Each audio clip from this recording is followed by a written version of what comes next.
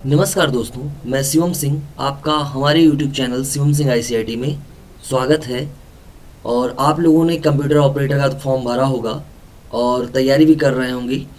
तो इसके अंतर्गत हम आज की क्लास में समझेंगे कि इसका प्रिपेयरिंग कैसे करना है, हमें किन टॉपिक्स को ज़्यादा अच्छे से पढ़ना है जिससे कि हमारा सिलेक्शन कंफर्म हो सके, कितने फॉर्म भरे गए हैं, हमें कितने लोगों से कंपटीशन एक सीट के लिए करना होगा।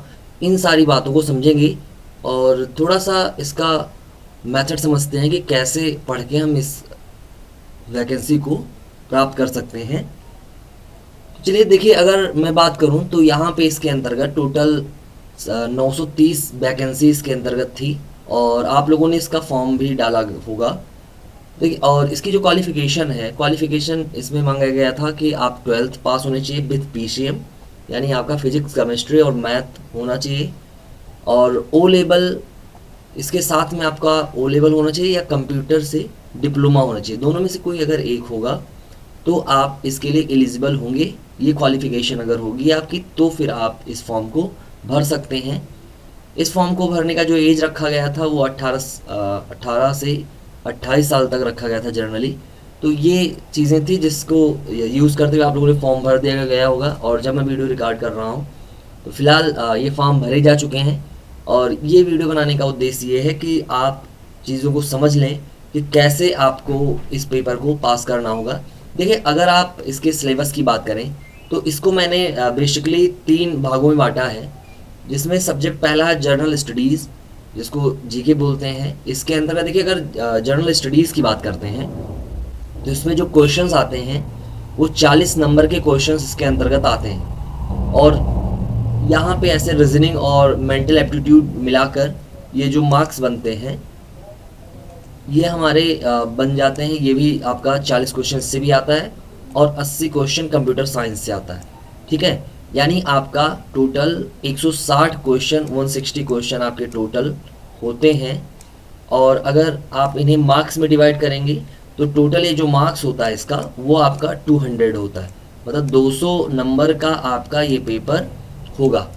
और जो सामान्यतः इसका यहाँ पे अगर आप देखिए कट ऑफ किया जाती है तो इसकी कट ऑफ बेसिकली आपकी अगर आप देखें तो 125 या 130 ऐसे ही जाती है। लगभग 130 मान के चलिए, 125 से 130 के बीच में आपका ये कट ऑफ नियर अबाउट रहने वाला है। ठीक है, अब अगर हम बात करें कि आपका सेफ स्कोर क्या हो सकता है तो सेफ स्कोर के लिए आप कम से कम देखिए, इसमें सबसे अहम रोल जिसका होगा वो आपकी कंप्यूटर साइंस का होगा, जिसके अंतर्गत आपके टोटल 80 क्वेश्चंस होते हैं। और इन 80 क्वेश्चंस में से कम आपको 70 क्वेश्चंस सही करने होंगे।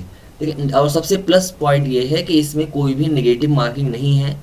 आप अगर तुक्का लगाना चाहते हैं तो वो भी आप लगा सकते हैं। तो यहाँ पे टोटल आपका 70 क्वेश्चन सही होना चाहिए। तो अगर आप 70 क्वेश्चन कंप्यूटर पे सही कर पाते हैं, और फिर यहाँ पे दूसरा जिसका अहम रोल होगा वो आपका रीजनिंग होगा। रीजनिंग में आपके टोटल 40 क्वेश्चन रहेंगे और 40 में से कम आप 30 क्वेश्चन को सही कर लें।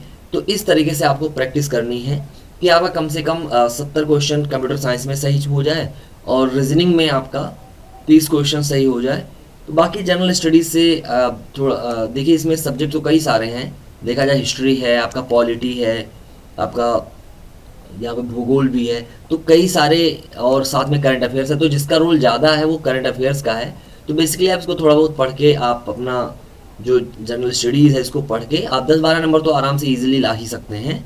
ये भी आपका टोटल 40 क्वेश्चन इससे भी आपके आते हैं। ठीक है, यहाँ पे जिसका वेटेज ज़्यादा आपको मिलेगा वो आपको मिलता है यहाँ पे कंप्यूटर। और कंप्यूटर जैसा कि मैं बता रहा हूँ कि आपको 80 क्वेश्चन रहता है, बट इसके अलावा भी 2 क्वेश्चन 3 क्वेश्चन और एक्स्ट्रा भी मिल जाते हैं आपको जनरल स्टडीज़ के अंदर कंप्यूटर के।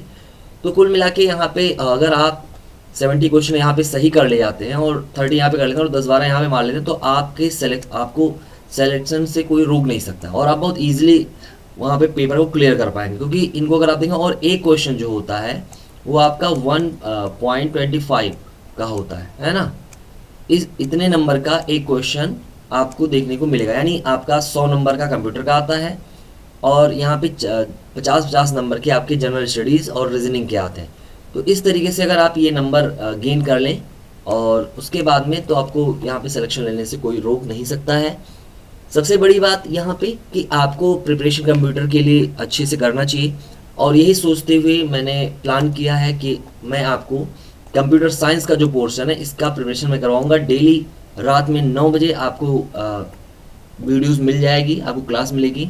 तो डेली आप क्लास को करिए और अपनी ज़्यादा से ज़्यादा प्रैक्टिस करिए, जिससे कि आप इसको ईजिली कर पाएँ और यहाँ पे आप सिलेक्शन ले पाएँ। जब आप ये पेपर आप क्लियर कर लेंगे तब आपका एक टेस्ट होगा जो होगा आपके टाइपिंग का।